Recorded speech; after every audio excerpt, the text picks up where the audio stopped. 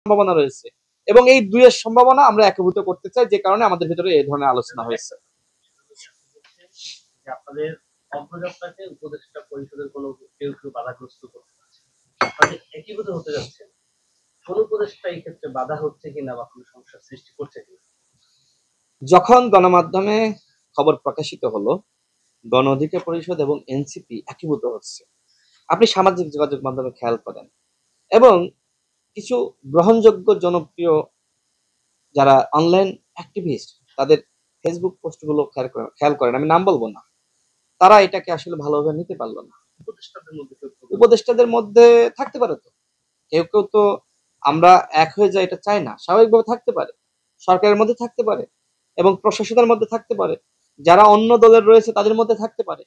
আমরা যদি দুটি দল এক হয়ে যাই তাহলে আমাদের সম্ভাবনা এখন যতটুকুই থাকুক না কেন আমার মনে হয় যে শতভাগ বেড়ে যাবে।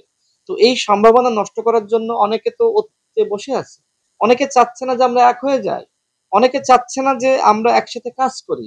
দেখেন তাদের মধ্যেও কেউ কেউ নেতিবাচক কথা বলছে, আমাদের মধ্যেও কেউ কেউ নেতিবাচক কথা বলছে।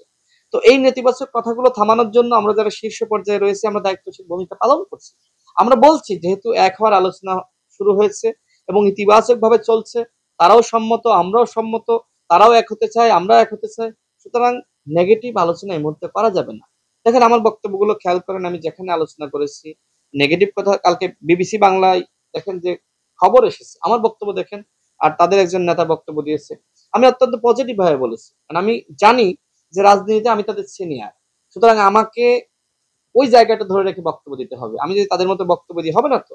এরপরে আমি তাদের সাথে কথা বলেছি, তারা আমাকে বলেছে ভাই একজনের বক্তব্য তো আপনি সব অন্যভাবে নিতে পারেন না। আমি বলেছি ওকে, তাকে তাহলে বলেন যে পজিটিভ কথা যাতে বলে, কারণ এই মুহূর্তে আমাদেরকে এক হতে হবে। সুতরাং আমি মনে করি যে অনেকে হয়তো চক্রান্ত করছে, চক্রান্ত করবে, থামিয়ে দিতে চেষ্টা করবে, কিন্তু যদি তাদের শীর্ষ পর্যায়ের নেতৃত্ব এবং আমরা যদি একটা জায়গায় আসতে পারি বা আন্তরিক থাকি বা ছাড় দিতে পারি তাহলে এই অগ্রযাত্রা কেউ থামাতে পারবে না। তবে চক্রান্ত আছে, বড় ধরনের ষড়যন্ত্র চলছে যে আমরা যাতে এক হতে না পারি, এই ধরনের চক্রান্ত আছে। সেটা সরকারের কোনো উপদেষ্টা করতে পারে, সরকারের মধ্যে যারা আছে তারাও করতে পারে, আবার নাও করতে পারে, এই সম্ভাবনা তো এড়িয়ে দেওয়া যায় না। তবে আমি খুব হতাশ হয়েছি যাদেরকে ফেসবুকে মানুষ ফলো করে, যাদের কথা শোনে, বক্তব্য শোনে, তাদের কেউ কেউ এই জিনিসটাকে পজিটিভ ভাবে না দেখে তারা নেগেটিভ ভাবে দেখছে। কেন আমি জানি না। আজকে তারুণ্য এক হলে কার সমস্যা, বরং সবার তো আহ্বান জানানো দরকার, শুধুমাত্র এনসিপি গণ অধিকার পরিষদ না, আরো যত তারুণ্য আছে সকল তারুণ্য এক হও, বাংলাদেশের অগ্রযাত্রাকে সামনের দিকে অগ্রসর করো। এই ধরনের চিন্তা তো সবার মধ্যে থাকা উচিত।